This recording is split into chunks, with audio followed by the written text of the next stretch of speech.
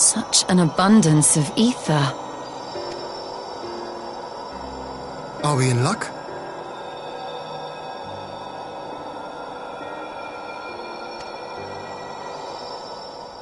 We are. This is an Allergan artifact, most likely built to regulate the flow of ether.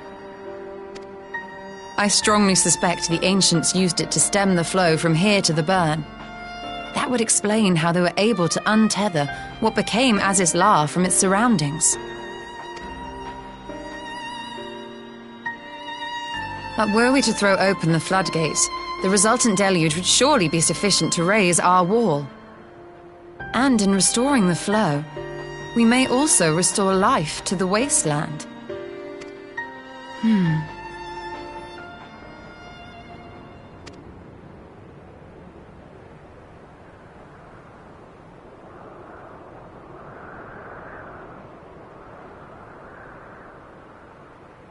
What is it? While the device itself harbors a surfeit of ether, the opposite is true of the surrounding area.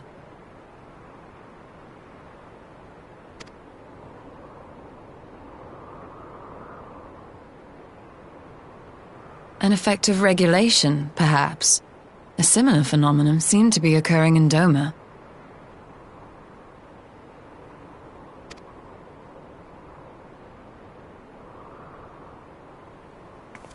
Whatever the explanation, the answer will not reveal itself here. We have seen what we needed to see. Let us return to Mol Ilo.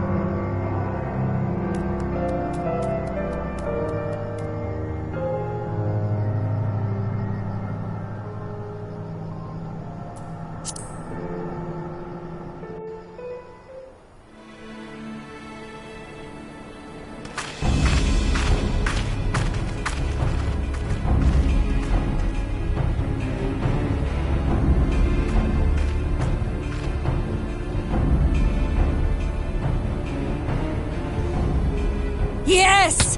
This spot shall serve as well as any. I shall enjoy this Hahn.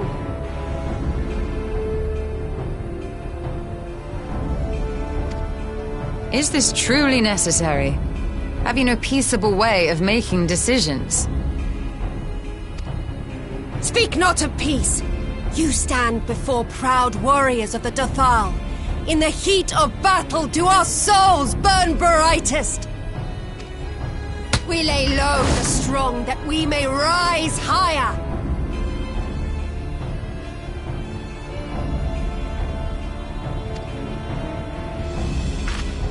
That is our way.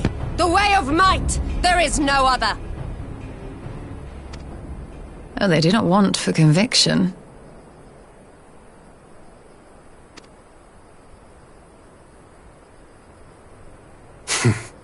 Indeed. It's what makes them such dangerous enemies. And such useful allies. Enough talk! It is time to fight!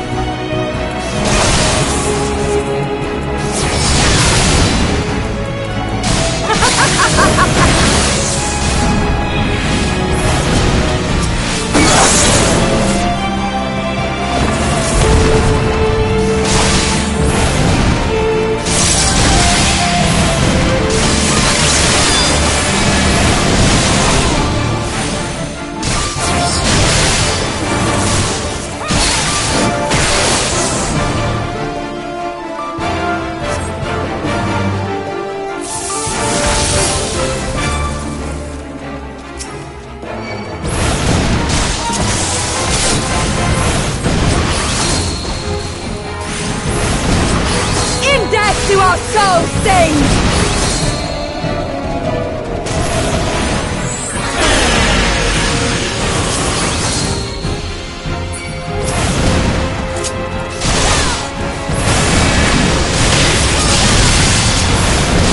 In death do our souls sing!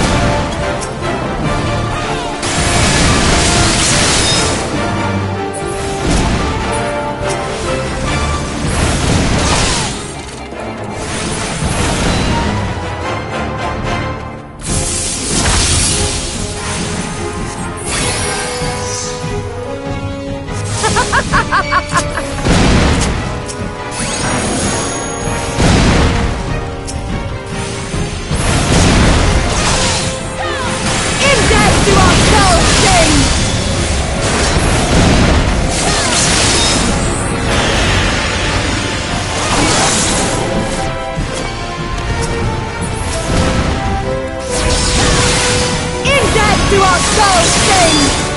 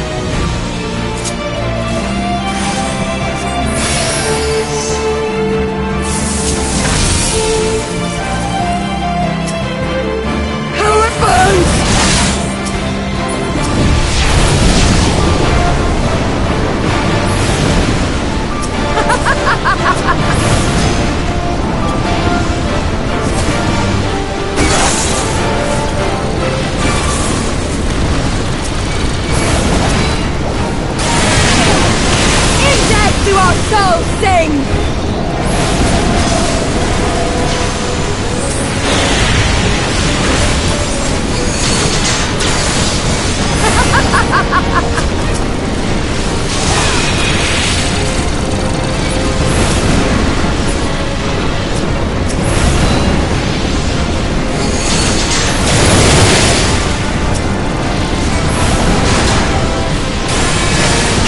To our souls sing!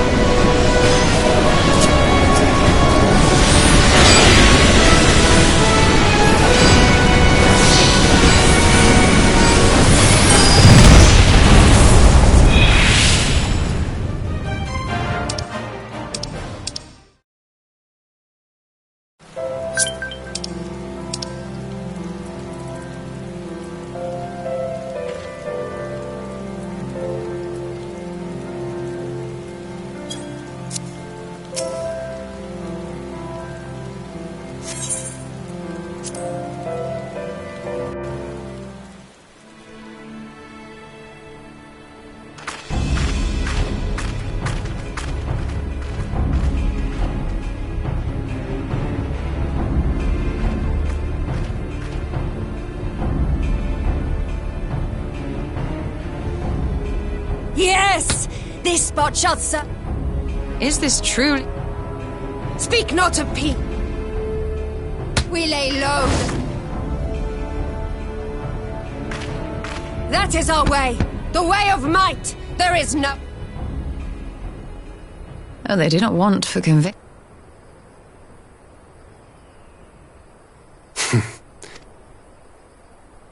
Enough talk! It is time to fight!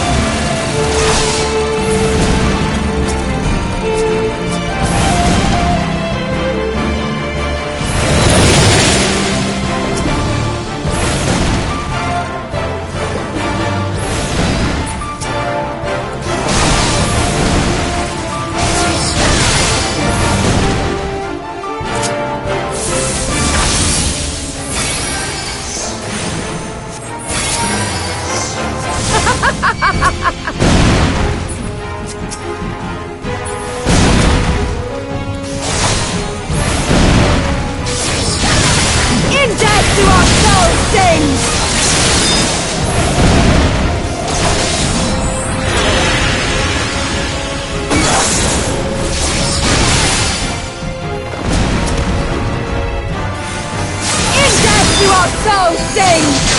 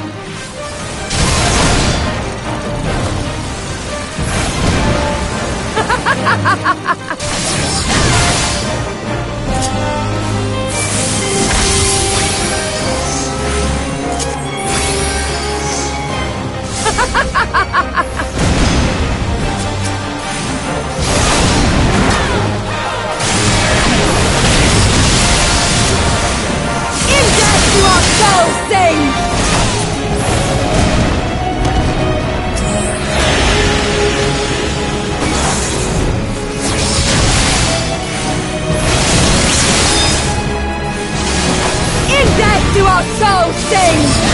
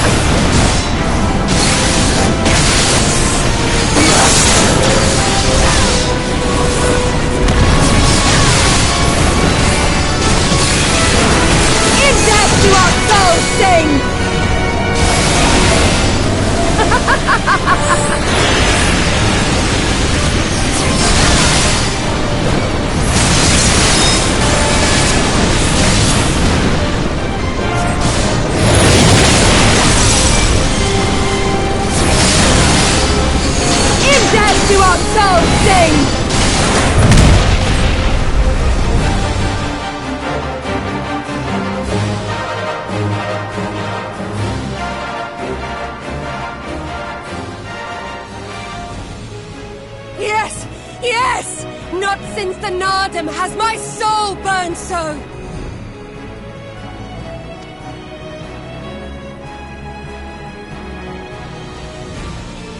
Come!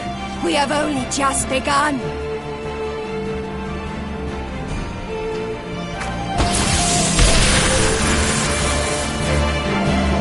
Enough!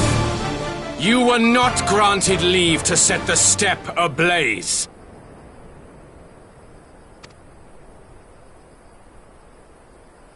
Well, well, the sun has come out to play.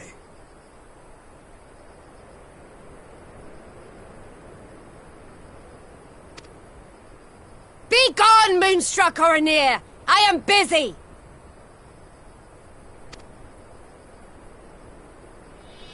Fool of a Dothal! Have you forgotten the face of your master already? The sun will never set! From his seat on high, he reigns over all, now and forever!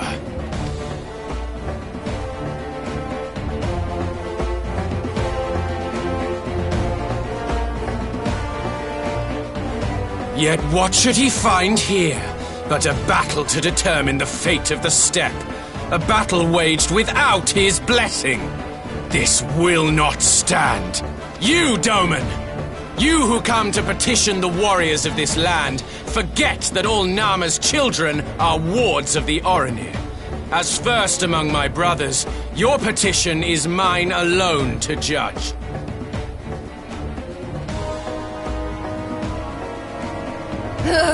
These words are as wind from a horse's backside. Plentiful, but your axe sings more sweetly. Let her speak for you.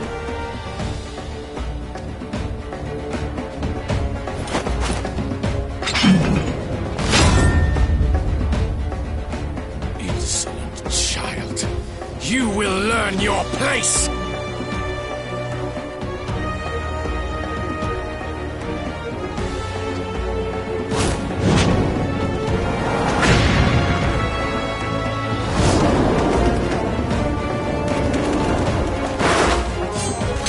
Forgive me, Brother Magni, but we have an arrangement with the Dothal.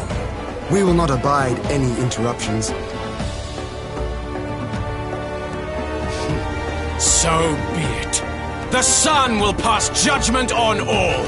Didakul, join me.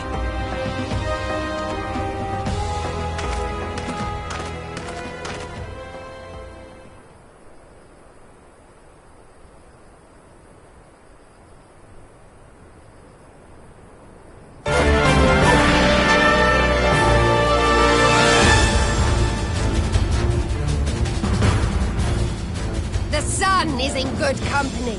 We may dance alone.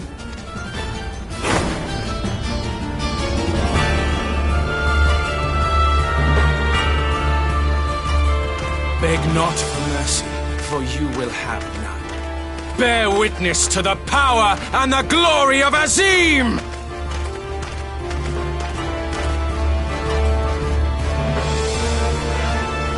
Constantly at each other's throats like rabid dogs.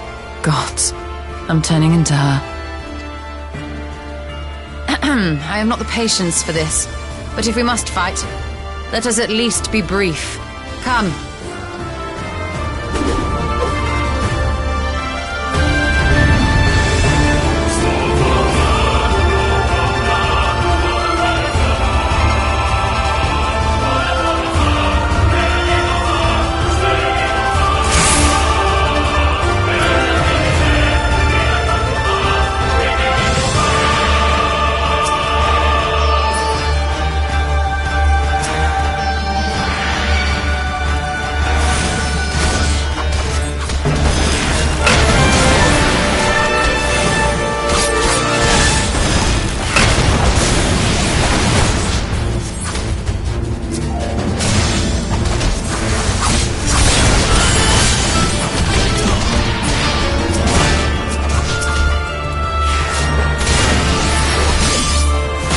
Or die!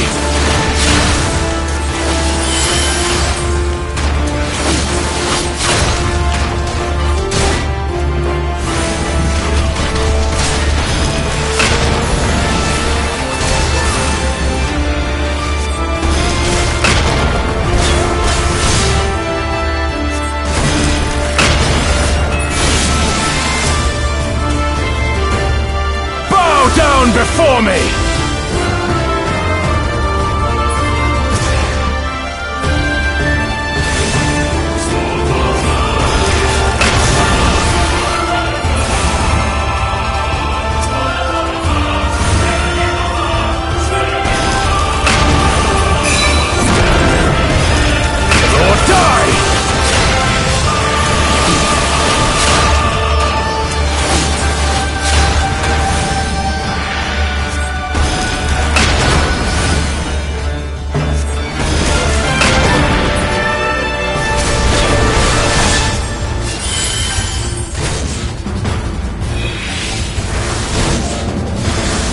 Kneel or die!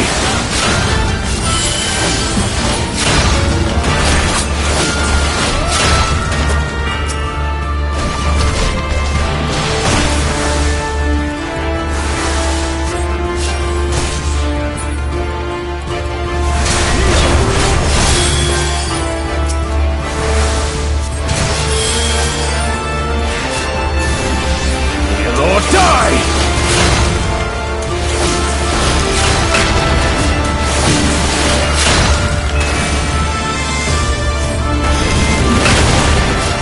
Mark well and learn!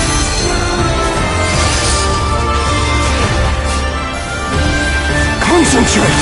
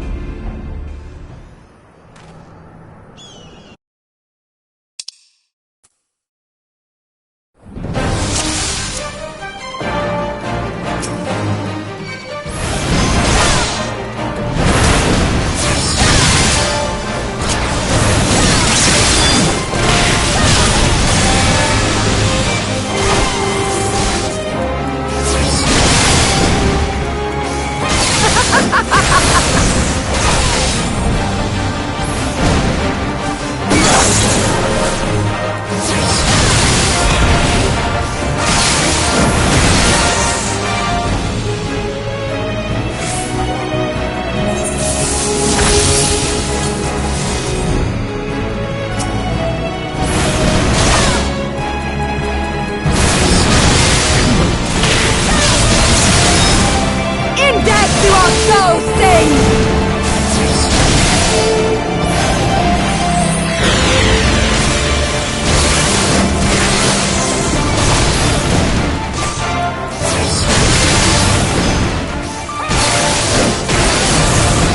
In death do our souls sing!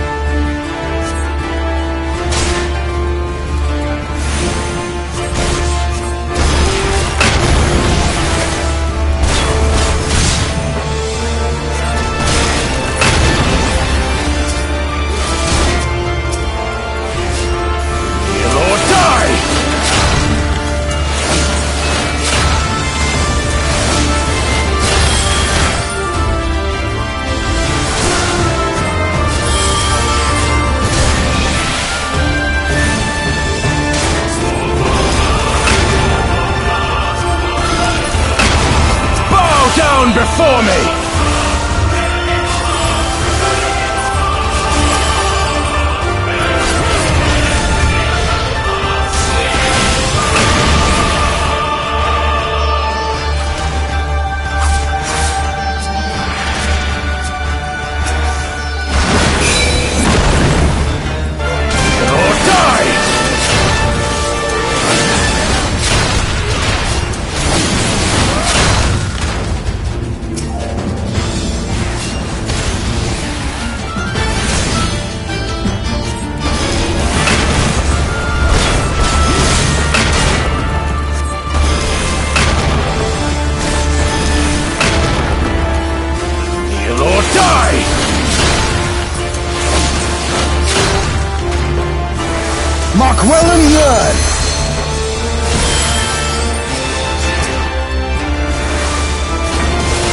Penetrate!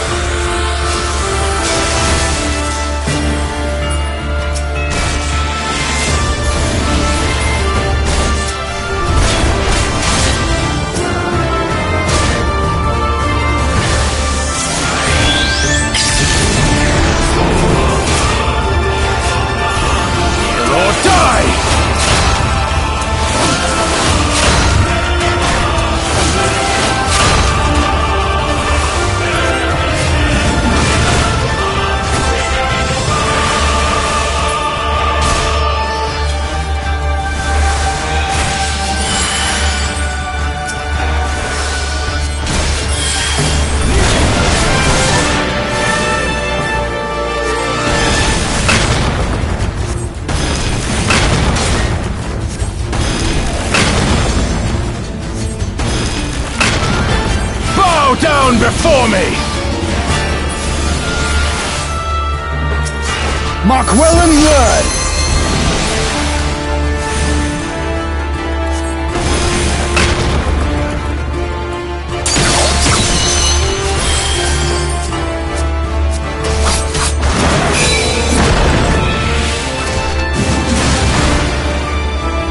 Kneel or die!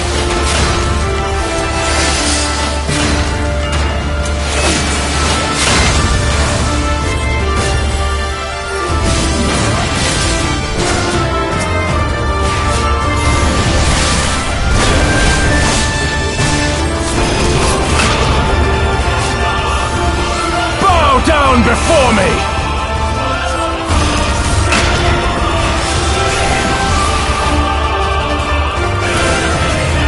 Tremble before the sun!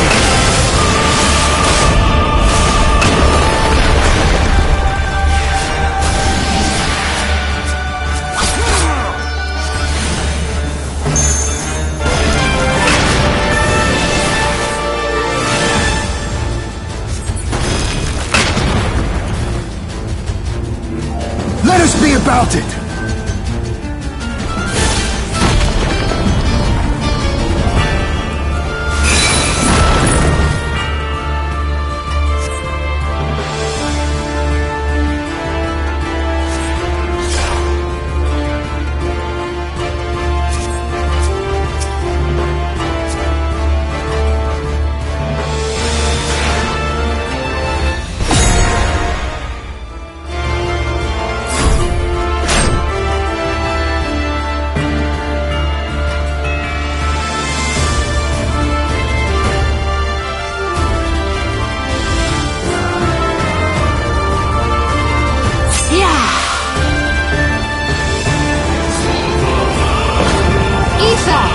To me!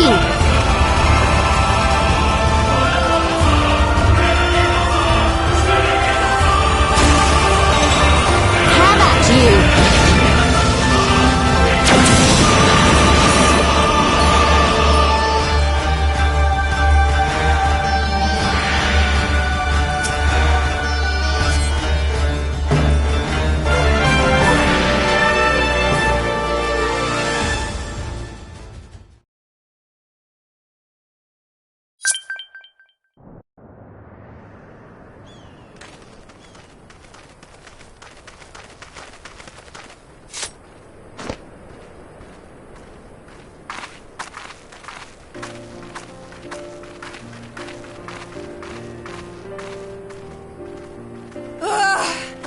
Never have I felt such bliss in defeat.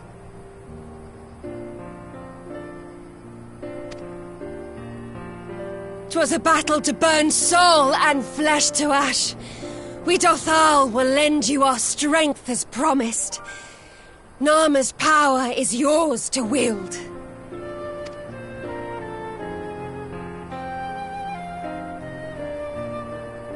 What does the sun say to that?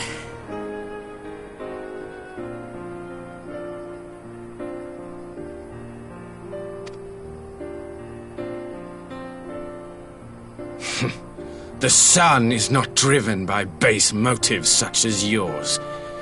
But they have been judged and found worthy.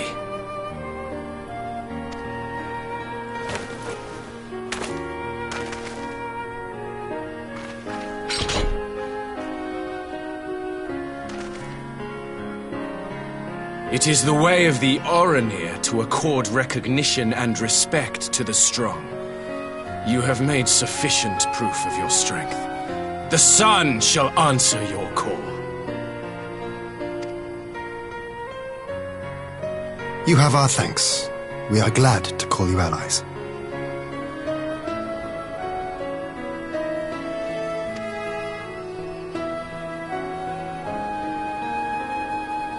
You? By what are you called?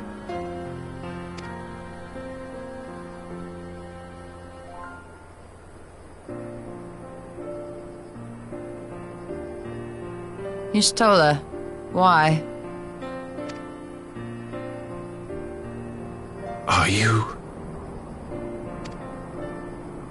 Are you my Nama?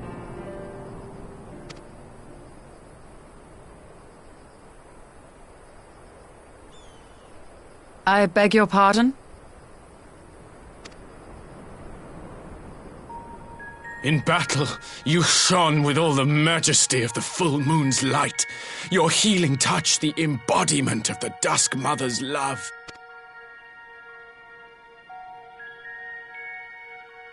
Long had I wondered if my Nama might not be a woman of the steppe.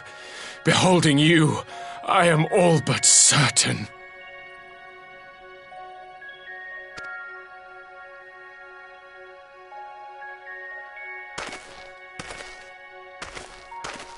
Now, look into my eyes.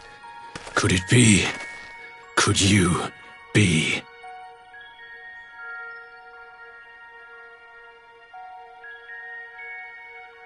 I am. Not interested, little son. Try again when you've become a man.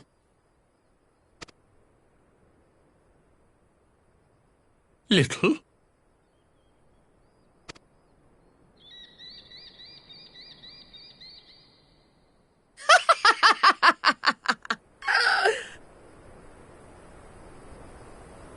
Little son! Little son!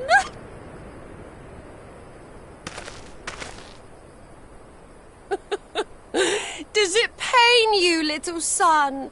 Crave you salve to soothe the ache? Fire to sear the wound in your heart?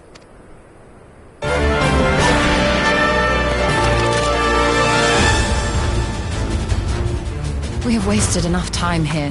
Sirin awaits for word of our success.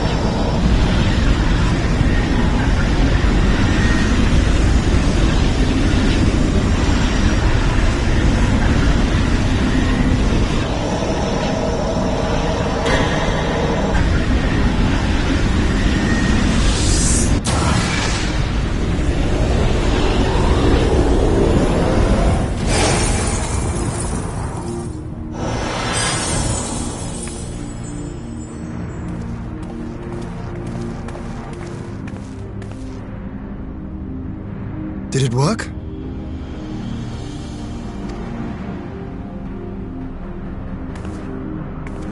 It did. Ether may flow freely to the burn once more.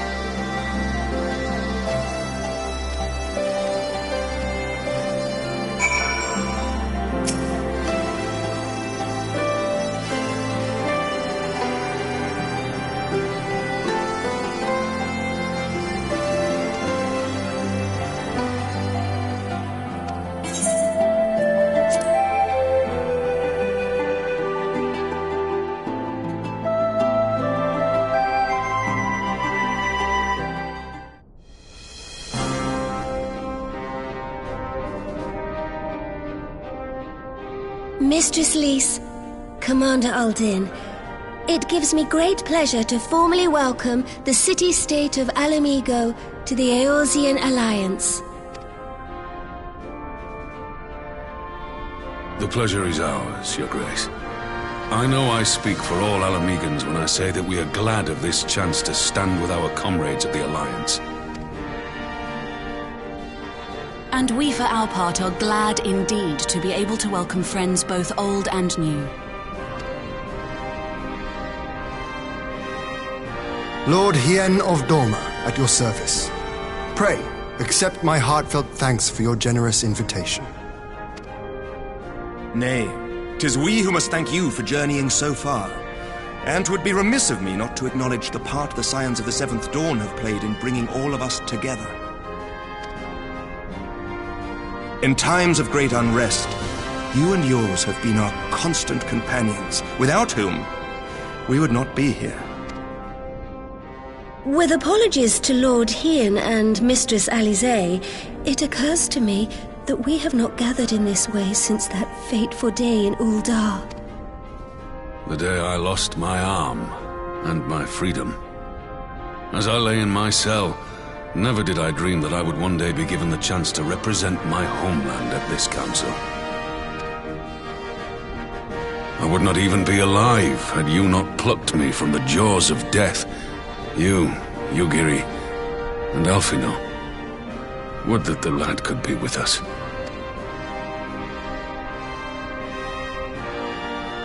I too owe my presence here to Alphino, in so many ways. Until such time as he returns, I mean to carry on his good work as best I can.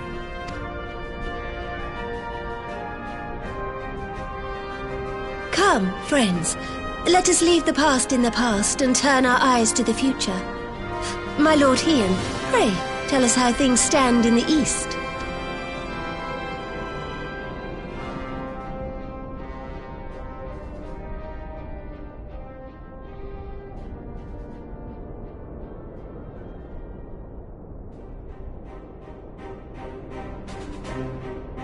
Having heard the rumors of dissent in Garlemald, I dared to dream of a peaceable solution. The Empire will not so easily change its ways. If the Garleans have a mind to take back Doma and Alamigo, we'll be hard-pressed to stop them, even with the might of 6 nations. But while we lack the strength to fight the tide, a course may yet present itself, if we read the winds aright.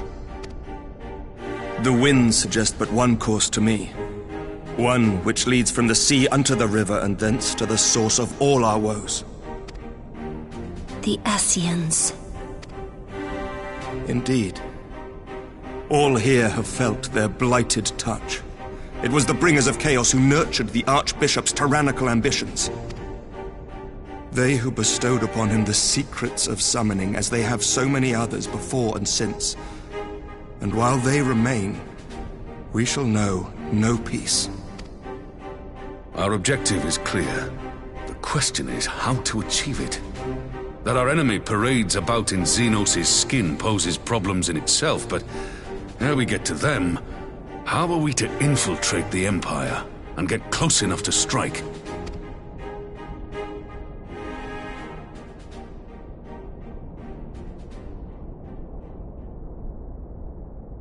While I see the wisdom in targeting the Ascians, an assassination attempt on Garlean soil would do little to aid our cause, even were it to succeed. It's time we used our enemy's preferred tactic: subterfuge.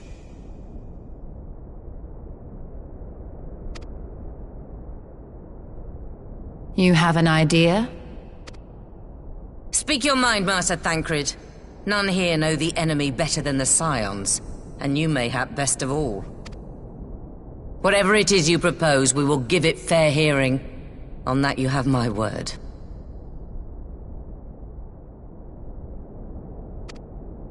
Very well, Admiral. My proposal is thus. We dispatch the shinobi to Imperial territory. There, they sow the rumor that the Crown Prince perished in the battle for Alamigo. and that the man parading around is in fact a corpse inhabited by a servant of darkness.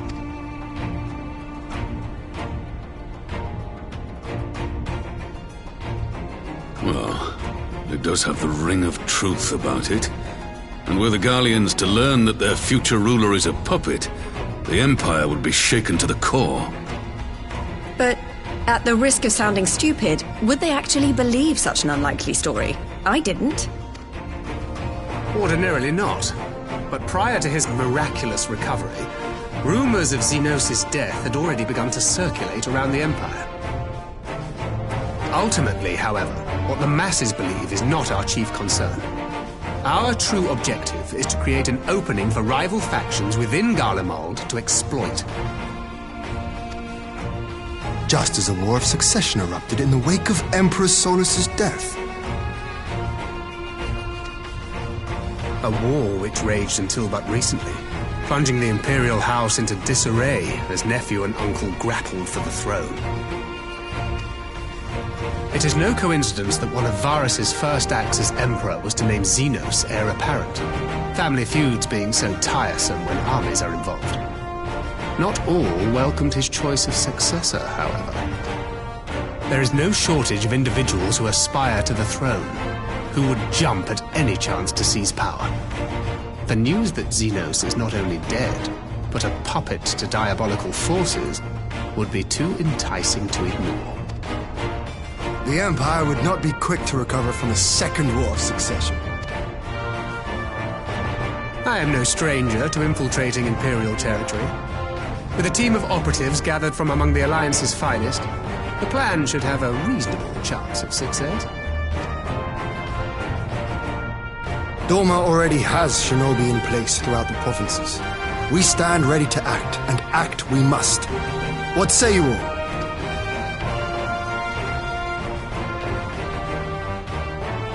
I'm for Master Thancred's proposal. We shine a light upon the Ascian and test the Empire's unity. 'Twas his plot that scuttled Doma's negotiations, was it not? Why then, if we can eliminate him, there may yet be a chance for peace. Let us wage this war of subterfuge, that we may one day lay down our arms. Gods know we never will while the Ascians remain.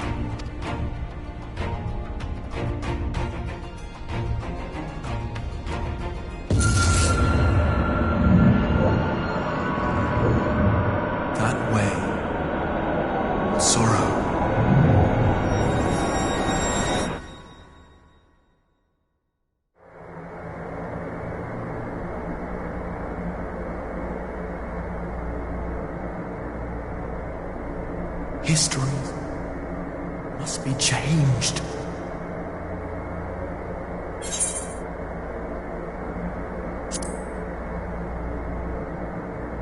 Ahead looms a calamity. Ahead looms light, expunging all form and life. Twin dooms only you can forestall. Only you. What's the matter?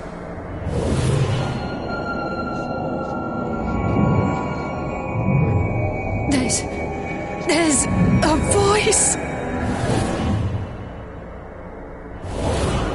Spies in our midst? Nay, I sense no such presence. Let expanse contract, eon become instant.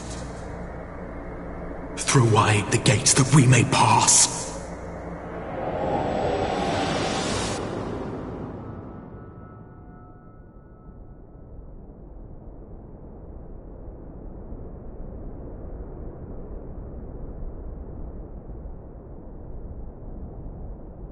Is it over? Master Thancred!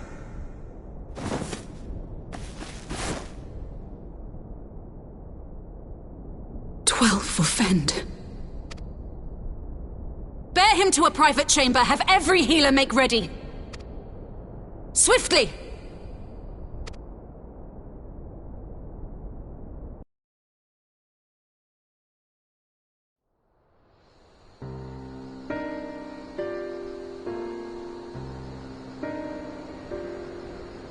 Master Thancred remains in slumber. Though his vital signs appear stable, he's unresponsive. What could have done this? And why just him and not the others? I'm afraid we could not identify the cause, my lady. Our examinations revealed no wounds, nor the presence of any poisonous substances. Gods, that only makes it worse. You're to let us know the moment there's any change, all right?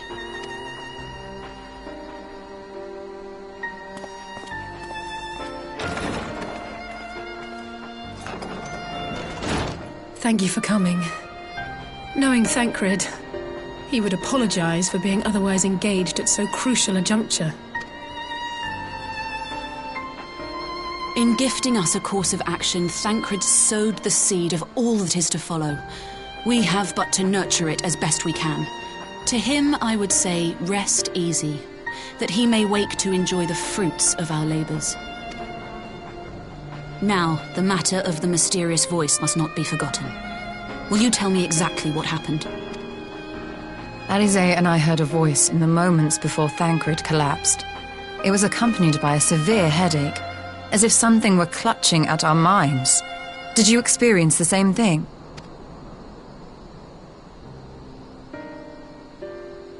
So, in between the voice and the pain, you felt as if you were somewhere else entirely?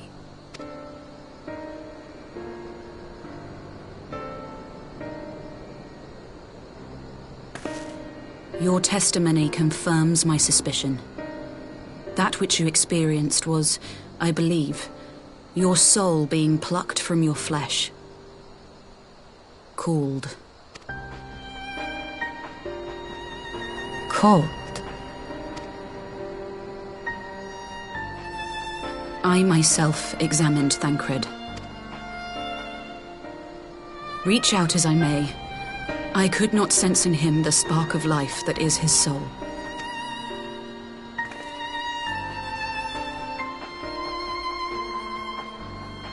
That Thancred alone was stricken so is likely due to his heightened sensitivity to the effects of ether, a consequence of his prior possession by the Ascian La Hebrea.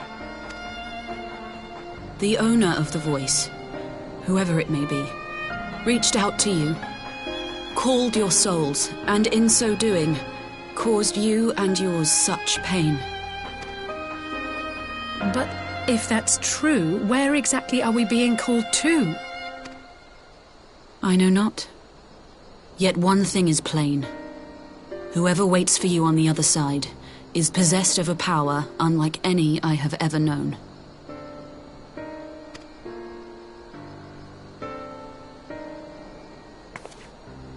Forgive us, Lys, but may we leave Thancred in your care for a time? As if you had to ask. I may not be a scion anymore, but I'm no less a friend. Don't worry. I'll see to it that Thancred's well looked after. Just focus on solving this mystery, all right? Thank you, Lys. As the Elder Seedseer says, 'tis no ordinary individual we are dealing with. Nor can we discount the possibility of Ascian involvement. Whoever or whatever is behind this, the sooner we find out, the better.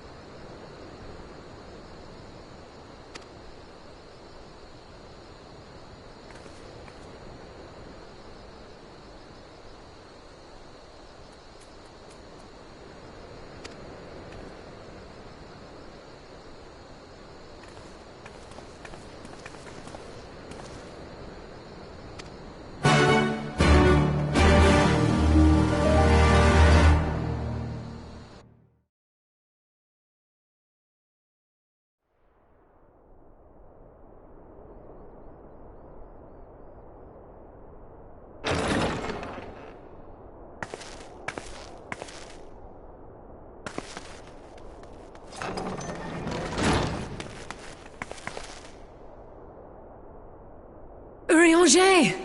Gods, it's good to see you. Would that our meeting were under happier circumstances. I judged the voice sufficient cause for concern even before you sent word of its effect on our comrade. You heard it too, then?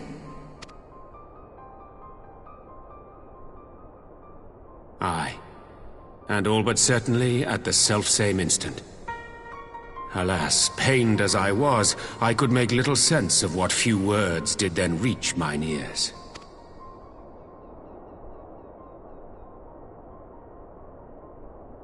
Who do you think is responsible?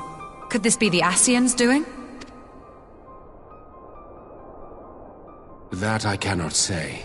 Not when so little is known. Ere I indulge in speculation, I would examine Thancred with mine own eyes. To Alamigo, then, without further delay.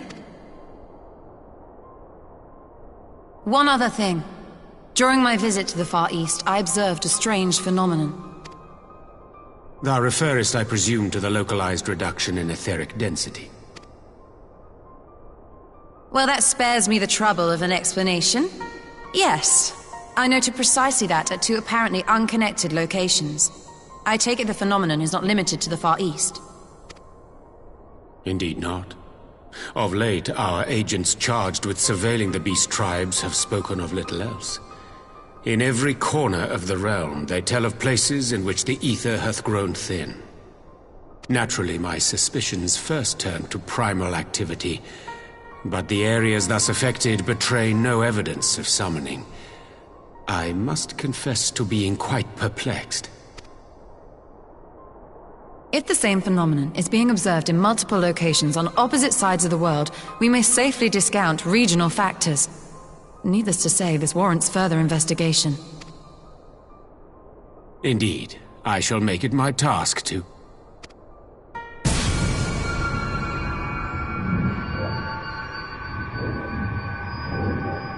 The voice... It calleth to me once more.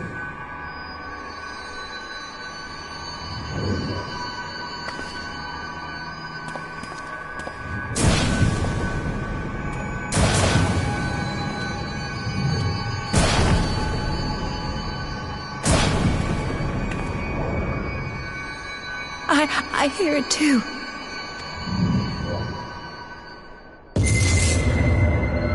Only you. Only you. No! Ishtola! Roger! Throw wide the gates.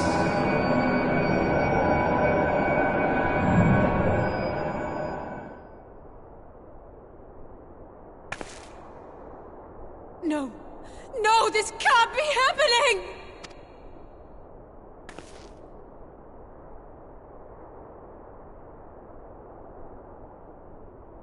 Y'shtola! Urianger! Open your eyes!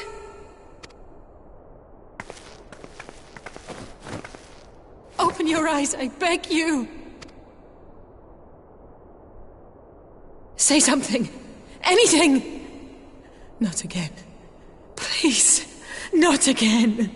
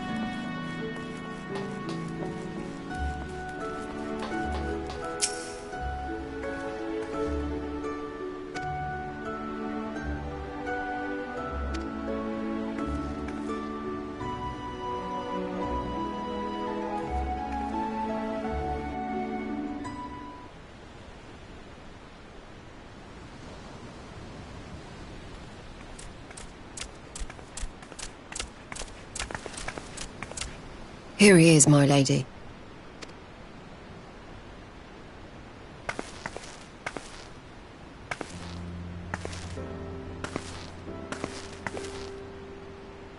Gabu, it's been too long.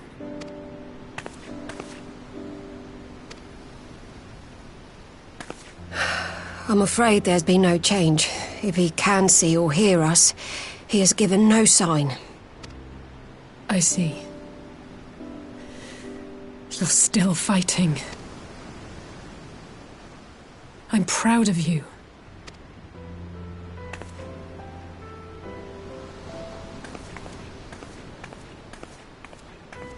We promised that we would come and visit you together, didn't we? Alphino and I. I'm sorry that we haven't managed that yet. You know, with the three of us like this, does it not remind you of that night? Of the stars beyond count twinkling in the heavens? I was feeling pretty low back then. Powerless. But I knew that my brother was close by if I needed him, and that the others would be waiting for me back at the Rising Stones. Not like now.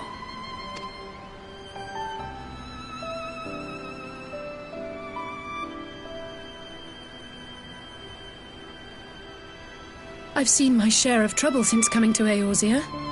Been reminded again and again of my limitations, of how little I can change about this world. And I've come to know the sorrow of parting all too well. But to have the people I hold dear struck down before my eyes, and be powerless to help them, that I cannot bear.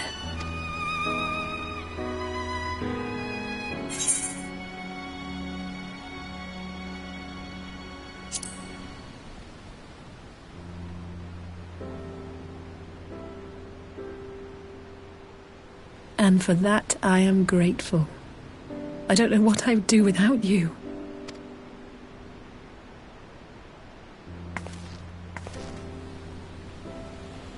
Well, that's more than enough brooding for one day. Come on, we have friends to save.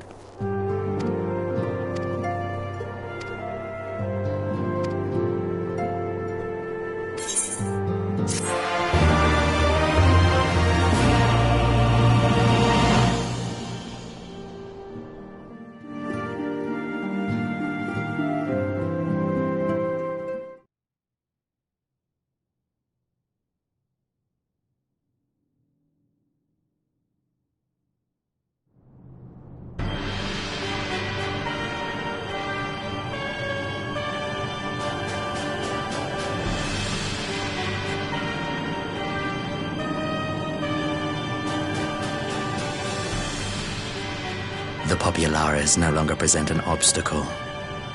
Now is the time to bring the Empire's might to bear. A word from your Radiance is all it takes. But one word, and the Imperial army will fall upon Alamigo as a pack of bloodthirsty wolves and tear that feeble nation apart.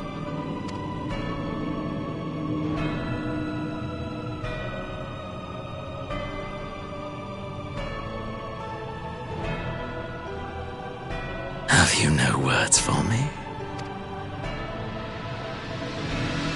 Despite the lengths I go to, an emissary playing the part of a fool.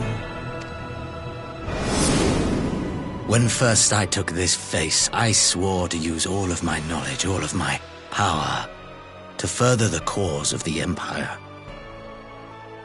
My deeds stand testament to my commitment. And with this adamant flesh at my disposal, I could destroy the Icon Slayer as easily as one might swat a fly. Why do you hesitate?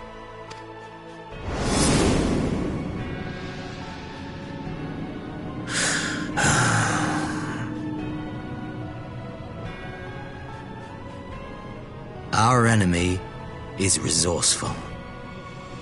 Though victory is certain now, it will not remain so indefinitely. Deliberate if you must, but be quick about it. We'll speak again when you have unburdened yourself of doubt. Until then, I take my leave, Father.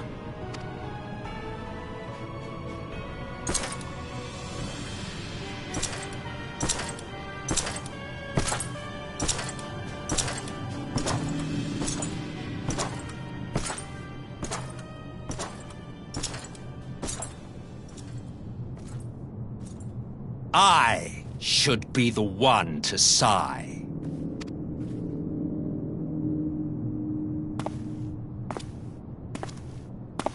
I played my part to perfection.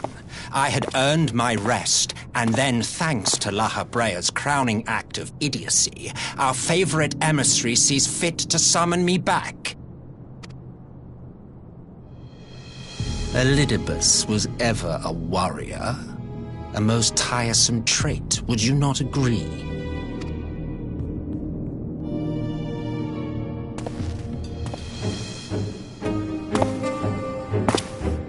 What? Have you no words for me either? No matter. I've long grown weary of this mummery. Now, my dearest grandson, let me remind you of your place in the simplest of terms.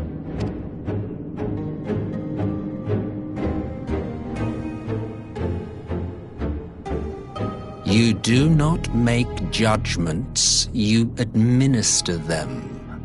Swiftly and to the letter. Naught else is your concern. Elidibus may be an insufferable bore, but he is no fool. His choices as emissary seldom err.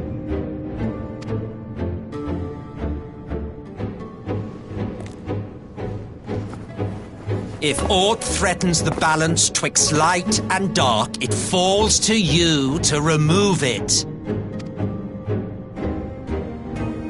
Be it by your own hands or by your armies, you have ample means at your disposal.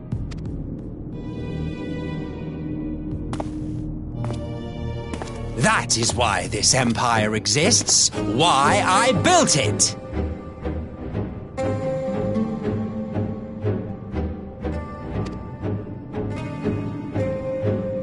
Oh dear, have I touched a nerve? You always were an easy one to read. I pity you, I do. As they say, ignorance is bliss. And I know how much happier you would be not knowing the things you know. The Founding Father was an Ascian.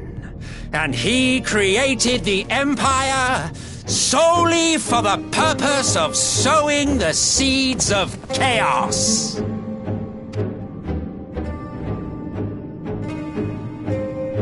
Don't take it personally. I merely do my duty. To bring about a calamity requires no small amount of power, and there is no surer way to obtain such power than by collecting powerful pawns. To that end, I have labored long and hard, and I must say I am quite pleased with my handiwork, paltry though it seems in comparison to Alag.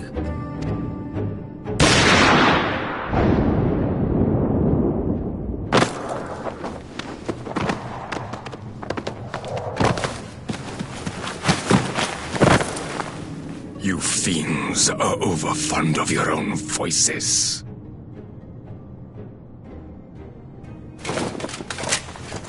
Mark me, Ascian.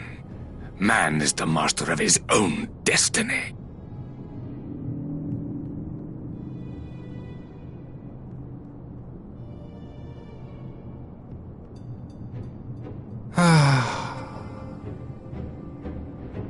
Such a waste of time and energy, both yours and mine.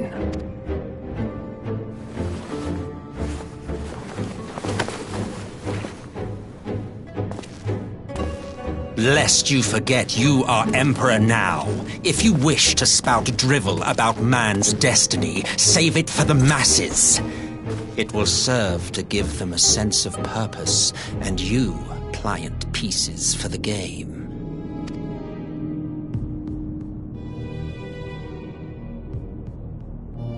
Oh, do stop sulking, boy. You, of all people, should understand. Ours is a struggle to restore both mankind and the world to their rightful state. Viewed thus, our goals are one and the same.